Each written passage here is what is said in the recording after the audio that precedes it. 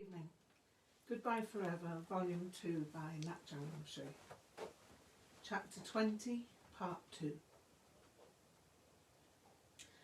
That's it for how many of Shakespeare's coinages I can remember. There's a list of them I once read. My English teacher, Mr. Priest, showed it to me, and I wrote many of them down. That's why I remember them. I could have given you a longer listing years ago. It should have been obvious to Det that you weren't trying to tell her you were equal to Shakespeare, demanded Rebecca. As Penelope said, there have been many authors who've coined words. True, I pointed that out, but she reminded me that I wasn't an author. But you write poetry, Rebecca stated. I do, but I'm not a published poet. It's outrageous, Merrill interjected, in view of how she was in English at school, that she gets that picky. As I remember, she only got passes in English language and English literature. I'm curious, what did you get? A. A for each at O-level and an A at A-level. But mind you, I only got 2 A-levels, English and art. Did you ever tell her you'd got straight A in English? No, I laughed. I'm not keen on defending myself. It seems silly. But in terms of her being picky, that's only escalated this year and especially of late. But sometimes it's deserved and it's mainly my fault. Your fault? The ladies chorused with mixed horror and hilarity. Yes, my fault, because I failed to compartmentalise. Mea culpa, mea culpa, mea maxima culpa. I somehow can't seem to understand that John Lennon and John Milton are not comparable, or that a whole herd of creative creatures can't coexist as art. Well, snorted Merrill, you know what we think of that. Yes, and that's really helped me come to my sad conclusion. Is it sad? Yes, it is sad, but not for me, not in that way. I'm feeling sad, yes, but sad for Det.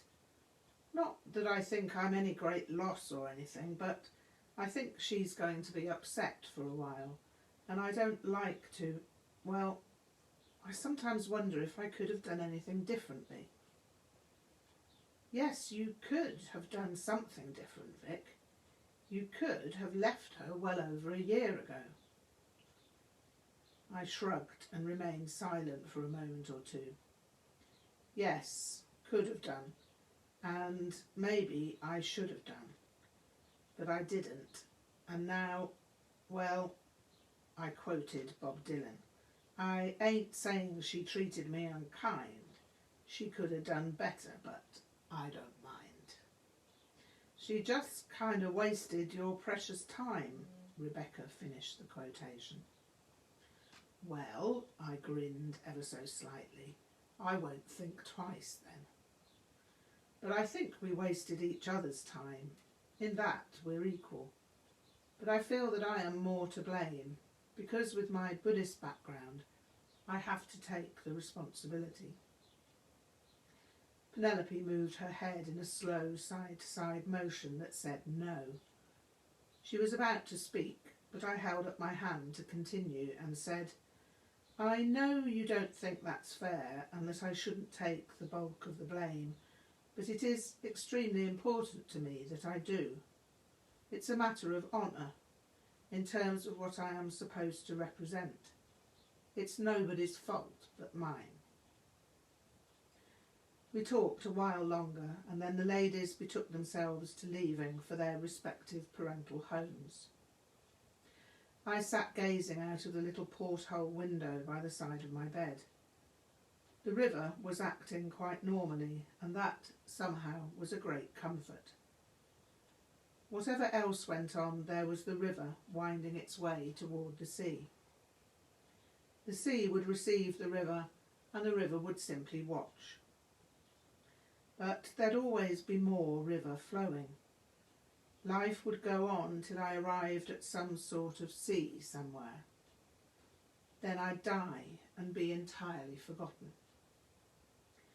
Everything that seemed so important would be a zero that failed to register, even as a cipher that betokened emptiness.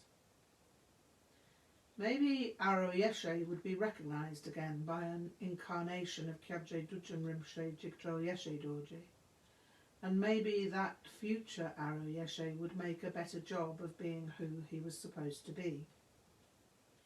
Maybe he'd avoid taking up with a series of improbable girlfriends and do something sensible with his life. Maybe I was simply a necessary interim in the continuum. I knew that Pema Lingpa's life was not without difficulties, so who was I to wallow in misgivings? I was glad that the ladies had brought the situation with Det out into the open. It made everything so much less arduous. I wasn't locked into my decision as an isolated lump of lead. I had friends, and I had friends who knew Det far better than I did. Det had reached some sort of peak of hostility on the way back from Stratford, and although I really didn't want to end our relationship before the degree shows, neither did I wish for an unrealistic rapprochement. If the ladies were to have remained in Hotwells, I might not have taken off for quite as long as I did, but I thought I may as well absent myself for the entire holidays. Well, that's what I told Det, but I couldn't afford an entire 3 weeks at Sammy Ling. I'd just stay in Hotwells and work during the time I was not at Sammy Ling. No one would be any the wiser. I didn't like being devious, but my plan was set with the best intentions I could muster. It was unfair to bid farewell to Det on the eve of the degree shows. The last thing in the world I wanted was to damage her prospects in that way, but I did not want to spend any more time with her than I could help. In many ways the plan worked extremely well. I had space on either side of Sammy Ling, and I felt that this would enable me both to prepare for my time with Gyalwa Karmapa and to spend time alone afterwards, in order to absorb, digest, or whatever it was that would happen. As it happened, Det was not vastly put out by my absence. I trust you will not get so transcendent that you'll transcend the ability to mount your degree show. I've heard of mounting horses, Det, but I'd be hard put to swing my leg over an etching. You know what I mean perfectly well. Yes, I do, Det. Yes, I do. And you know perfectly well that making oblique references to transcendental meditation is not the best way to avoid my making play with your language. Touché. So, anyway, sword play apart, I'm glad it works out for you in terms of wanting to spend as much time as you have to complete your costumes. Good luck with that. I look forward to seeing them at the show. You've got some fabulous stuff there, the things I've seen so far, that is. I'd be pleased to show you my stuff, and to see your stuff, of course. Det was evidently vaguely affronted by my use of the word stuff. We are such stuff as dreams are made on, Det, and our little life is rounded with a sleep. Det looked irked. Shakespeare, she yawned. Indeed, Prospero, the Tempest, somewhere in Act 4, I believe. Touché une deuxième fois. However, I would have thought you'd have wanted to spend Easter working. You've worked every hour since the first year, so it's frankly bizarre that you now want to take off to see yaks in bonny Scotland. Well, you know, Det, the yaks miss me. And anyway, Derek says I have enough work for 3-degree shows as it is, so all I need to do is complete my prose poetry piece for related studies. I can work on that at Sammy Ling, as there's always plenty of time between sessions on these events. Oh yes, your Iliad, how's that going? More or less finished. I just need to run through it a few more times to make sure it flows well. I'm surprised you can tell whether it flows or not. I can't understand a word of it. Well, there you go, I yawned. It's not the kind of writing that appeals to everyone. Or anyone. As you say, or anyone. You could always try Finnegan's Wake as light relief. Sorry, that was sarcasm. I missed it. I've not read Finnegan's Wake. I stood up and walked over to the bookshelf. I pulled down a copy of Finnegan's Wake. Try this, I said as the book fell open at chapter 4. As the lion in our tear garden remembers the menufars of his Nile, shall Arias forget Ariaun or Boghas, the Baragams of the Maramarzals from Marmania? It may be Tots Weersents, full and agin in Twentig, have sigil posted what in our breathing bust the besieged bedreamt him still and solely of those lilyliths undeveiled which had undone him, gone for age, and knew not the watchful treachers at his wake, and theirs to stay. Phooey, phooey, chammer misses, zippy zoopy larsen lads, zidgen, zidgen, zidgen, zidgen. It may be we most ends hasten ourselves, te declare it, that he reglimid. Presso, the fields of heat and yields of wheat, where coral gold is it, shamed and shone. It may be we happen to upseek a bitty door or a good township's currents want we knew it, that with his deep-seeing insight had not wishing ofter been but good time wasted, within his patriarchal shamana, broad-stain bold city, Twilby, Twilby, he conscious of enemies, a King Billy white-horsed in a Finglass mill, prayed as he sat on anxious seat. Couldn't ye neat gift made to bout appear soft eyeballs?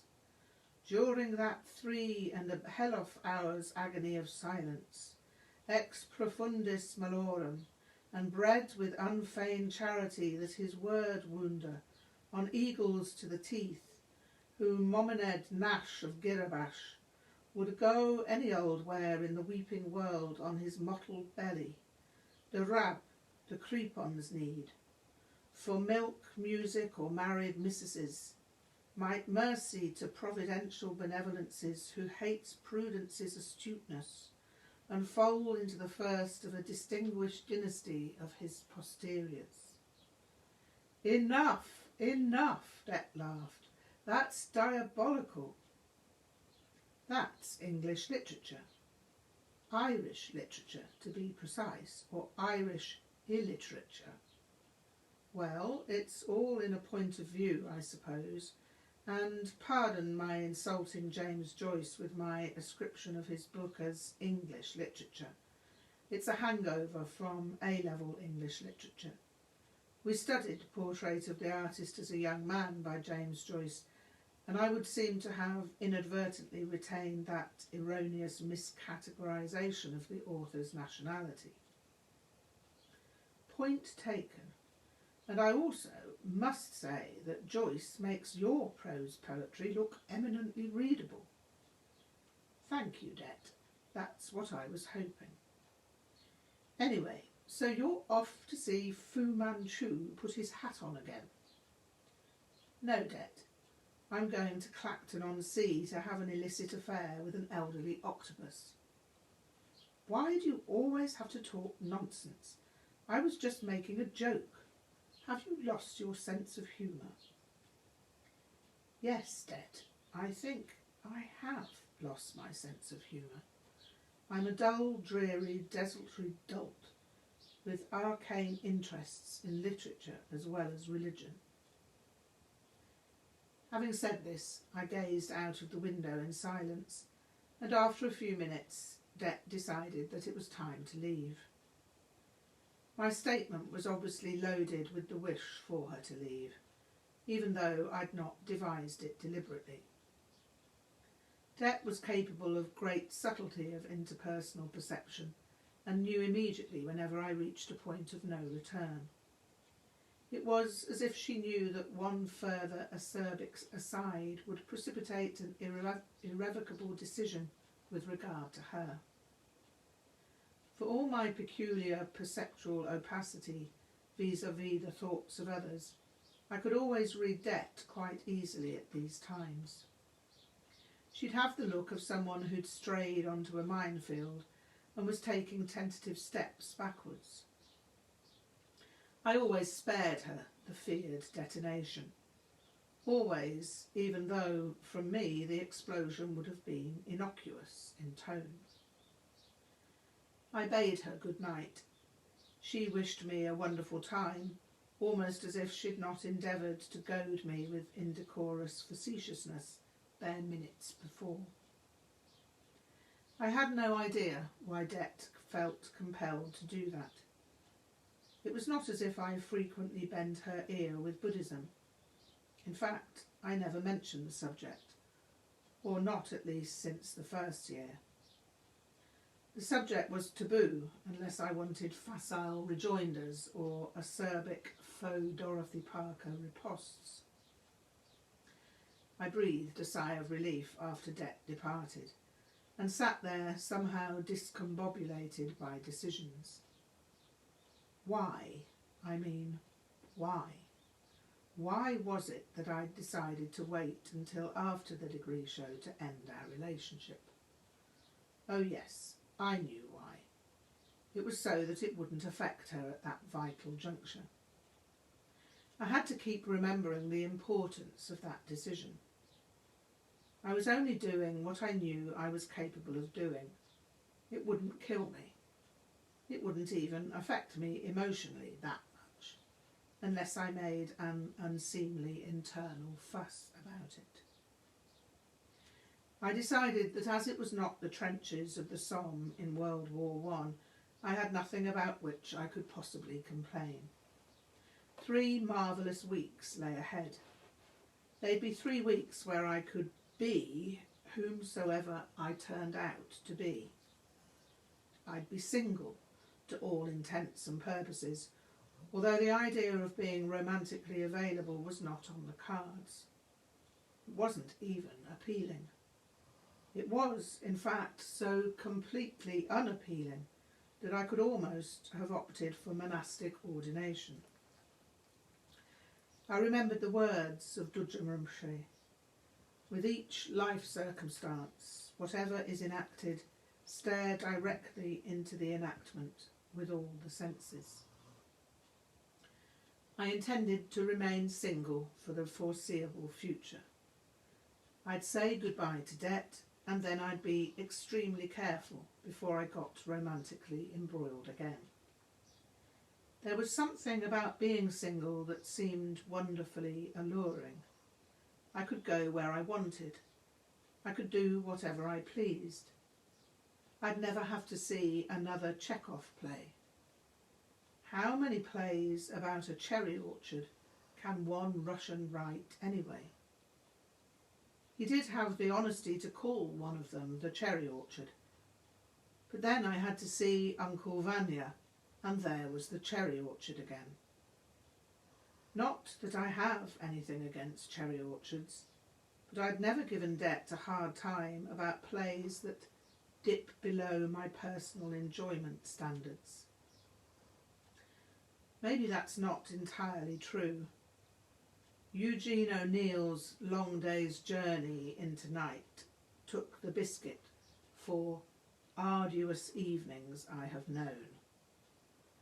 That was not because it was poorly written, but 3 hours or so of watching human beings emotionally butcher each other was not my idea of an edifying experience.